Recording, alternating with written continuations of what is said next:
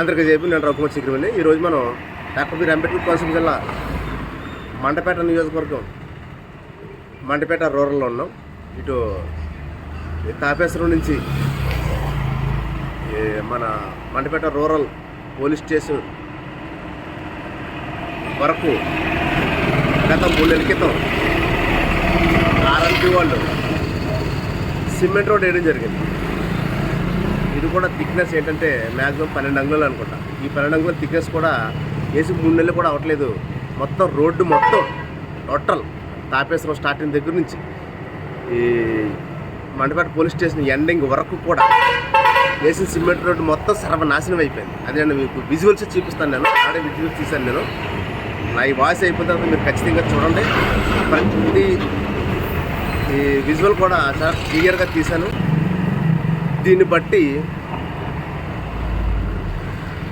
ప్రభుత్వ యంత్రాంగ వ్యవస్థ ఏ విధంగా అయితే తయారైంది అనేది మనం ఖచ్చితంగా అర్థం చేసుకోవాలి.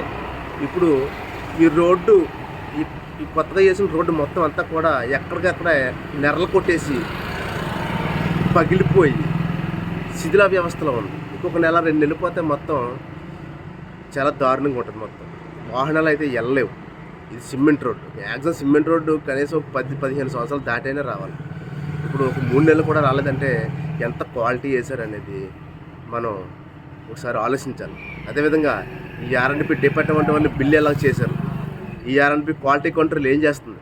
రోడ్డు చూడడానికి వచ్చి క్వాలిటీ చూడకుండా ఏసీ రూముల్లో బిస్కెట్లు, బాదం పప్పులు, బాదం పిస్తాలు, బిర్యానీలు, జాయింట్ బిర్యానీలు తినేసి తొంగుందా అయిపోయిన తర్వాత బిల్లు చేసే ముందు కూడా క్వాలిటీ చెక్ చేస్తారు. ఈ క్వాలిటీ చెక్ చేసినప్పుడు కూడా వీళ్ళకి క్వాలిటీ దొరకలేదంటే నిజంగా ఈ ఉద్యోగస్తులు చదువుకుని అయితే ఉద్యోగం రాలేదు. వీళ్ళు లంచాలు కట్టేసి 10th, ఇంటర్, ఇంజనీరింగు పుస్తకాలతో చూసి కాపీ రాసుకుని పాస్ అయిన వాళ్ళు అని నేను నిర్ణయిస్తున్నాను. ఈరోజు నేనే నిర్ణయిస్తున్నాను. ఎందుకంటే నిజంగా చదువుకుని పర్ఫెక్ట్గా నీతిగా చేతగా చదువుకున్నోడికైతే క్వాలిటీ అంటే తెలిస్తే సబ్జెక్ట్ తెలియనోడు ఈ క్వాలిటీ కంట్రోలరు ప్లస్ ఈ కాంట్రాక్టరు, అదేవిధంగా ఈ ఇంజనీర్ మొత్తం వీళ్ళంతా థమ్స్అప్ గల్కి కాంట్రాక్ట్లో ఇంజనీరింగ్ సీట్లు ఇస్తే ఈ విధంగానే ఉంటుంది. ప్రజాసొమ్ము దోసేశారు వీళ్ళు మొత్తం అంతా. ఈ రోడ్డుకైనాకి వచ్చి మొత్తం అంతా పందికుక్కులాగా దోసేశారు.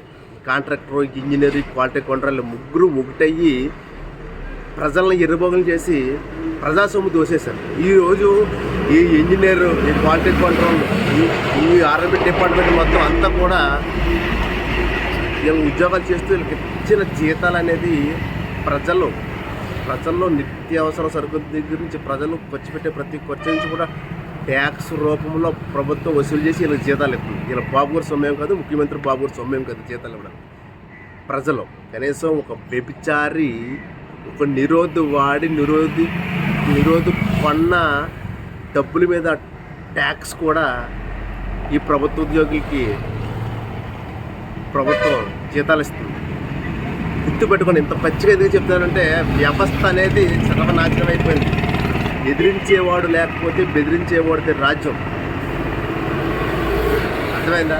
ఖచ్చితంగా ప్రజలందరూ కూడా ఈ సమస్యపై స్పందించండి. అదేవిధంగా ప్రభుత్వ అధికారులు కూడా స్పందించాలి. దీన్ని నేను చాలా పై వరకు తీసుకెళ్తాను. దీన్ని అంతే చూస్తాను నేను ఖచ్చితంగా. ప్రభుత్వ అధికారుల పైన అందరిపైన నేను చర్యలు తీసుకునే విధంగా నేను ఎదురకపోతానని ఈ వీడియో ద్వారా నేను తెలియజేస్తాను. ఖచ్చితంగా ప్రజలు మారాలి. ప్రతి ఒక్కడు కూడా మారాలి. ప్రభుత్వం చేసే పనులు వ్యతిరేకించాలి. ప్రభుత్వ అధికారులు చేసే పనులు వ్యతిరేకించాలి.